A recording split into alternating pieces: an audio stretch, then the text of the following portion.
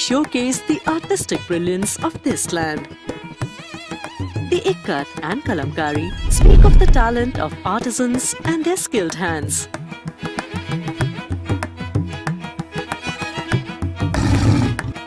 A cultural concoction that unites people in the spirit of Vasudhaiv Kutumbakam. Live from New Delhi, you're watching DD India Live, India's voice to the world. I'm Preeti Kaur. Coming up in the next 30 minutes, US President Joe Biden explains his abrupt departure from presidential race, says defense of democracy more important than any title, adds that he reverses the office but loves his country more.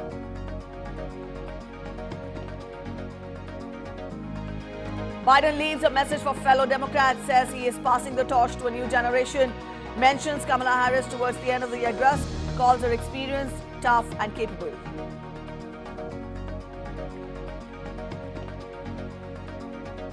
Republican presidential candidate Donald Trump launches a broadside against Kamala Harris, calls her a lunatic and an ultra-liberal driving force responsible for US immigration policies.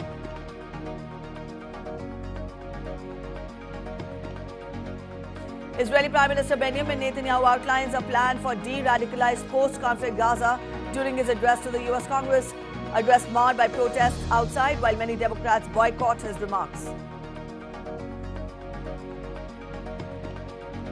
And India's External Affairs Minister Dr. S. Jaishankar will travel to Vientiane on Thursday as Laos hosts the annual outreach meetings of ASEAN from July 25th to 27th. ASEAN seeks to resolve Myanmar crisis and tensions in the South China Sea.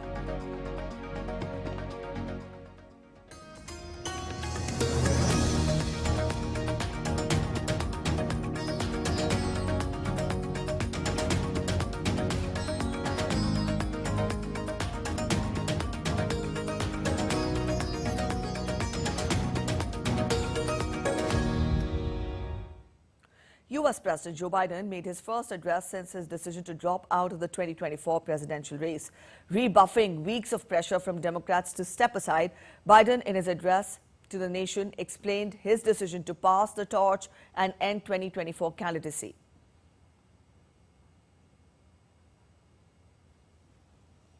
My record as president, my leadership in the world, my vision for America's future, all merited a second term. But nothing can come in the way of saving our democracy. That includes personal ambition. So I've decided the best way forward is to pass the torch to a new generation. That's the best way to unite our nation. In a solemn address marking the end of his political career, Biden also added that the nation's democracy lies in the hands of voters and the sacred task of perfecting union is about Americans and their families. I revere this office, but I love my country more. It's been the honor of my life to serve as your president. But in the defense of democracy, which is at stake, I think is more important than any title. I draw strength and I find joy in working for the American people. But this sacred task of perfecting our union is not about me. It's about you, your families, your futures. It's about we, the people. We can never forget that. And I never have. Towards the end of his speech, Biden praised and thanked Vice President Kamala Harris for being an incredible partner and a leader of the country. In just a few months, the American people will choose the course of America's future. I made my choice. I've made my views known. I would like to thank our great Vice President Kamala Harris. She's experienced, she's tough, she's capable. She's been an incredible partner to me and a leader for our country. Biden pledged to work towards ending the war in Gaza and bringing home Americans held in prisons around the world. We'll keep rallying a coalition of proud nations to stop Putin from taking over Ukraine and doing more damage. We'll keep NATO stronger, and I'll make it more powerful and more united than any time in all of our history. I'll keep doing the same for our allies in the Pacific. You know, when I came to office, the conventional wisdom was that China would inevitably surpass the United States. That's not the case anymore.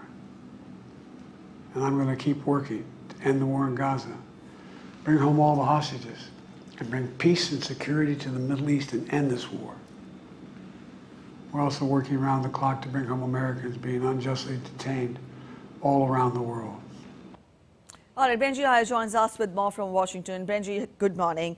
Now, pointing to the high points of his current presidency, Biden did somewhat give a hint that he kind of deserved to continue. But at the same time, he called his exit not for his own good, but for the good of the party and the country.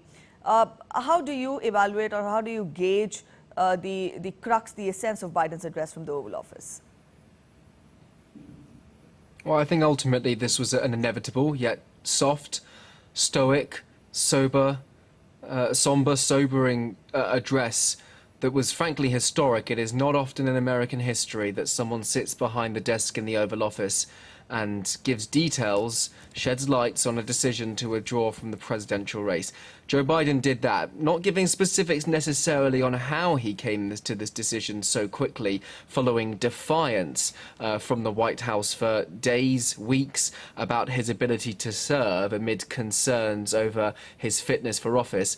But he did speak to recognizing that in this moment, with so much at stake, with democracy at stake, he says, it is the best thing to do to pass that torch to the next generation. And I think that this speech was therefore centered on selflessness from a man who has served in the public realm for close to 50 years. He said this job was the privilege of his life, that he gave his heart and soul to the nation. There was genuine gratitude for that and an understanding that anyone can come from anywhere and reach the very top in this country. But ultimately it is the people who decide and the power rests in their hands. And that really was the warning going forward, that there is a real battle in this country now between what he says is hope v hate, unity versus division. And ultimately, people now of America have that choice in November to decide in which direction to go. Of course, whilst it is time for Joe Biden to step aside as a candidate and he won't serve a second term,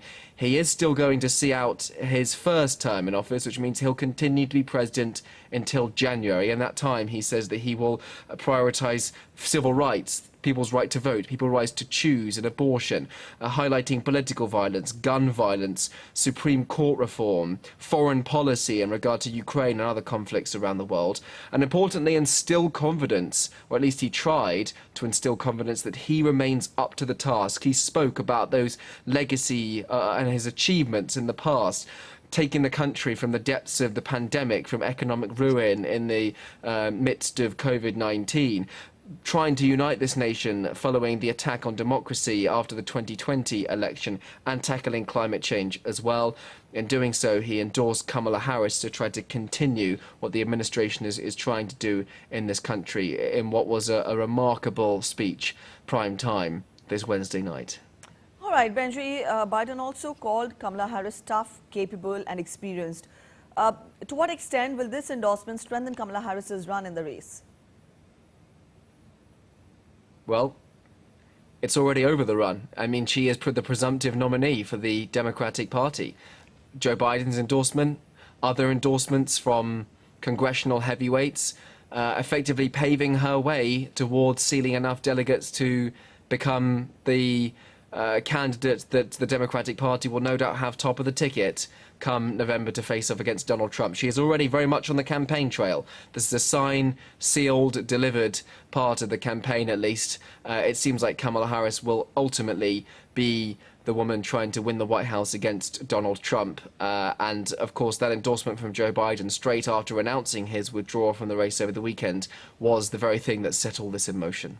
All right, Biden also said that there is no place in America for political violence or any other violence. He made a veiled attack at the failed assassination attempt on Trump. So what connotation or how do we understand this with regard to, the presidential race or the scenario, the political scenario in the U.S.? Well, the administration has been very firm in condemning political violence. The January 6th attack, 2021, on the heart of American democracy, the US Congress, the attempted assassination on Donald Trump. Ultimately, there was a call from Joe Biden to try to bring down the temperature in this campaign, which was already volatile, which was already fractious, and then ultimately was descending into political violence. And so, I don't know whether that call will be heeded, certainly by either side on the political spectrum, but certainly it's important, especially that it comes from the president at the very top, to make sure that the tone is proper in this nation, and that this doesn't become anything that is on the brink of anything that we've seen last weekend during that attack on the Republican nominee and former President Donald Trump. All right, Benji. Now, President Joe Biden put forth a number of high points, or as you call it, the legacy of his presidency. Having said that, he also put forth some challenges that have to be, looked ahead. Be it the war in Gaza, be it the Ukraine war. He also talked of how America needs to stand united and not divided at this point in time. So when we talk of the new president, whoever be it, what would be the challenges that will be faced by the new president, whosoever wins the presidential race? To take on from where Biden left. They come in with a remarkable entree, don't they? Both domestically and in terms of foreign policy.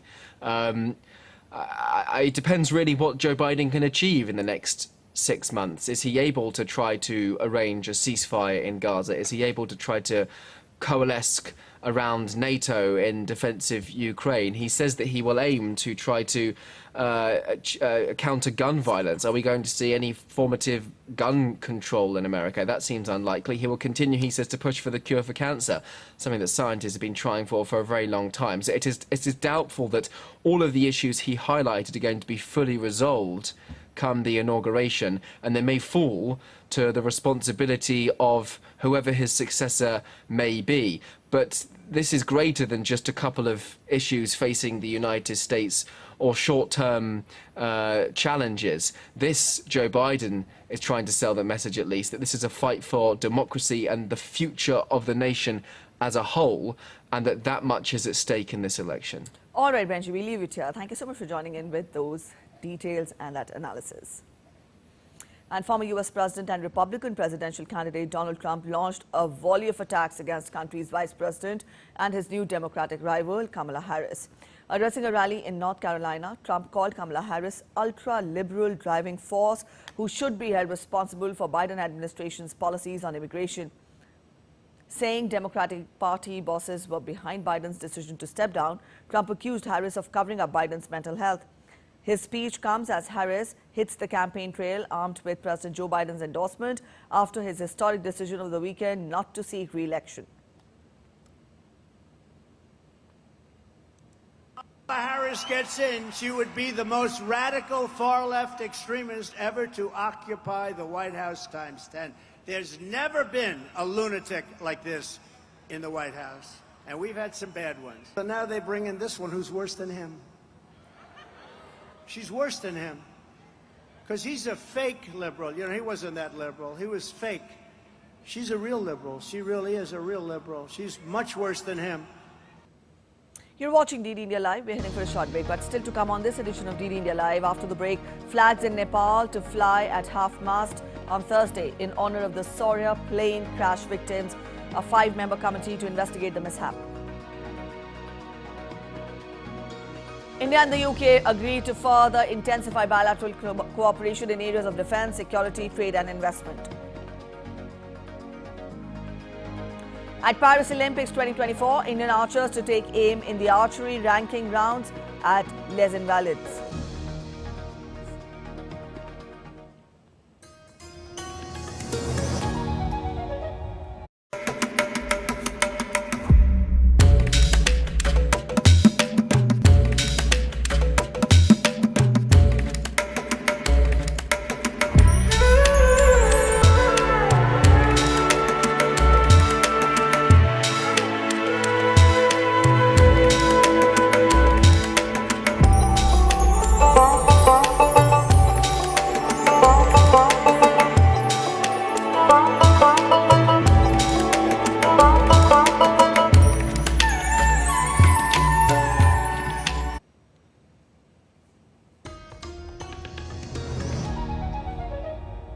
Welcome back after the break. You're watching DD India Live and I'm Preeti. Let's continue getting you more international updates. Israeli Prime Minister Benjamin Netanyahu is in Washington calling on the US to support his country. In fact, continue to support his country. He spoke to a joint session of Congress on Wednesday ahead of talks planned with US President Joe Biden. However, people outside the Capitol building gathered to demonstrate against it, as Caroline Malone reports.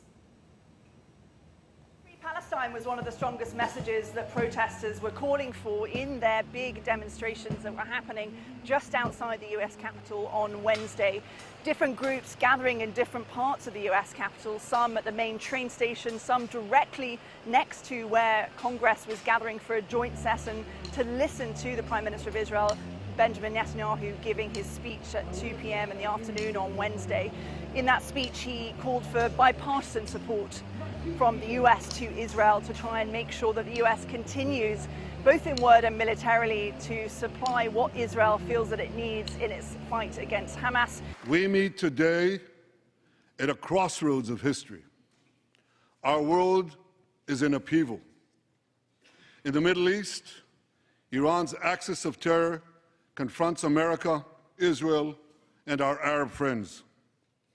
This is not a clash of civilizations. It's a clash between barbarism and civilization.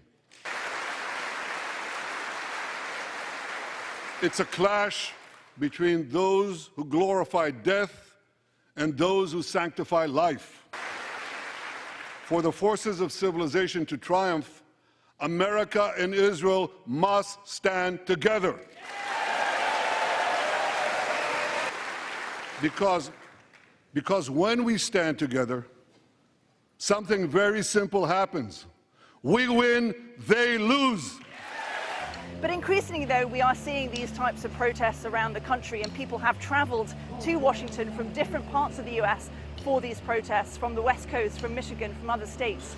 We've seen it in primaries in which people decided to vote basically against Biden's policy of supporting Israel over the last few months, and increasingly concern over the number of civilians who are being killed in Gaza, the death toll on Palestinians, the impact on the education, on the health service, on everyone that is continuing to live there under very difficult conditions. You know, overall, though, the message from Netanyahu was that it's important for the US to continue to support Israel because Israel is the strongest ally that the US has in the Middle East, and that it's important to keep a united front against enemies. He didn't specify which enemies, but we can imagine, you know, there's a lot of different groups that are not in favor with Israel right now, not just Hamas, but affiliated groups, Hezbollah, and of course Iran is a big concern as well. Caroline Malone reporting from Washington for DD India. The Nepal government has decided to fly the flags half-mast on Thursday in honor of the Saurya plane crash victims. A total of 18 people died when a Saurya Airlines aircraft crashed at the Tribhuvan International Airport in Kathmandu on Wednesday. 19 people, including two crew members, were on the Pokhara-bound flight, which took off from Kathmandu. Most passengers were airline staff traveling to Pokhara for aircraft maintenance. The pilot of the ill-fated Saurya airline plane is the lone survivor of the crash. Meanwhile, a 5-member committee has been formed to investigate the crash. The committee, led by former Director General of the Civil Aviation Authority of Nepal, has been mandated to submit the report within 45 days.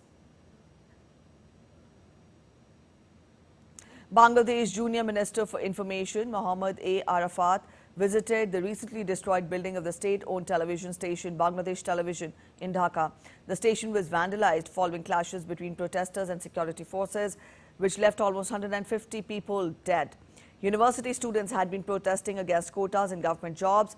The country has been relatively calm since Sunday, when the Supreme Court ruled in favor of an appeal from the Prime Minister's government and directed that 93% of jobs should be open to candidates on merit. After wrapping India's visit, UK Foreign Secretary David, along with India's External Affairs Minister Dr. S. Jaishankar, will head for the ASEAN Foreign Ministers meetings in Laos' capital, Vientiane. The bustling capital city is set to host top diplomats from the Southeast Asian bloc, ASEAN, as well as the world's biggest powers at gatherings between July 25th to July 27th.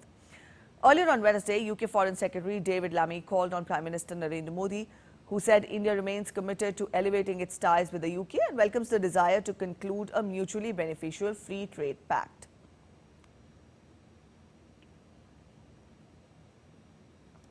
This was Lammy's first official visit to India in his capacity as the UK Foreign Secretary. During his visit, British Foreign Secretary also met External Affairs Minister Dr. S. Jaishankar and reviewed the Roadmap 2030 agreed during the India-UK Virtual Summit 2021. Both the sides appreciated substantial progress made in India-UK FTA negotiations.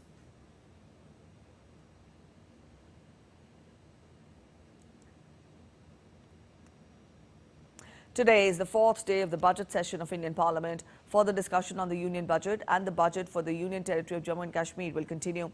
Each political party has been allotted their time to speak on the budget in both the houses. On Wednesday, from the opposition, Congress leader Kumari Selja began the debate in the lower house, followed by Trinamool Congress. While from the ruling BJP, Biplab Kumar Dev began the discussion. He highlighted the key aspects of the budget which aim to focus on employment generation and skill development. Parliament will continue till 12th of August. Let's take a look at other stories making it to the headlines from across India now. 29 Agni Veer Vayu women from the Indian Air Force are set to come together to form the first ever all-women drill team. The team will perform at the India Gate complex on Kargil Vijay Divas on July 26th.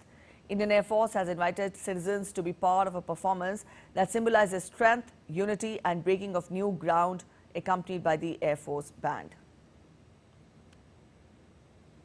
Indian Army contingent will participate in the 21st edition of multinational joint military exercise Conquest 2024, which is being conducted in Mongolia from July 27 to 9th of August. The exercise aims to enhance the interoperability of participating nations during peacekeeping missions in a multinational environment.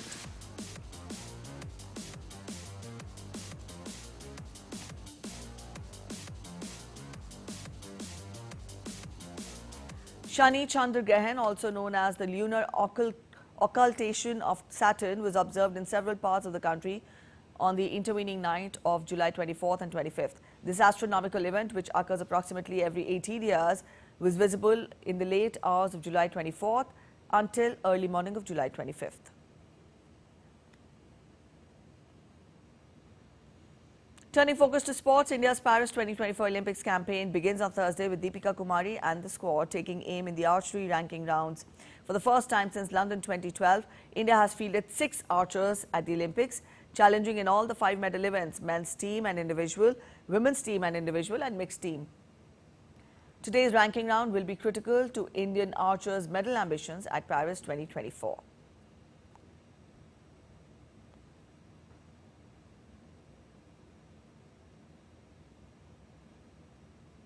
That's it in this edition of DD India Live, but let us know your thoughts on the news of the day. For those of you on the go, you can get all the latest news and updates from India and across the world on the DD India mobile app. This app is available on both Android and iOS platforms. You can scan the QR code on the screen to download now. We'll be back with more news as it breaks here on DD India. I'm Preeti Kaur signing off, and from all of us in Delhi, thanks for watching DD India Live.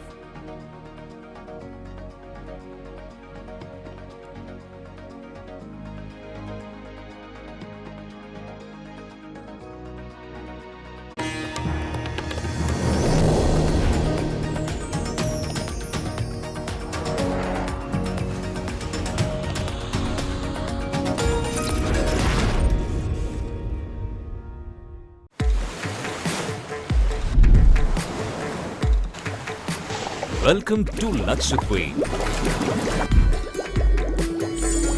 the land of 100,000 islands, the aquatic wonderland of India, an archipelago of spectacular marine gems, colorful coral and crystal clear lagoons, a kaleidoscope of turquoise blue. Each island of Lakshadweep draws in explorers with its unique beauty. Witness idyllic sunsets and pristine beaches of Kavarati, the majestic lighthouse and colorful boat races at Minikoi. Experience water sports in the shallow lagoons of Kadmat. Unwind in the serene setting of Bangaram. Lakshadweep offers a precious heritage of ecology and culture, with rhythmic beats of folk dances echoing through these islands. delighting visitors in traditional folk dances and local artworks with abundant marine life and mineral resources. The islands are advancing towards a greener, brighter future. Lakshadweep is set to amaze visitors with its breathtaking wonders and picturesque seascapes in the enduring spirit of incredible India.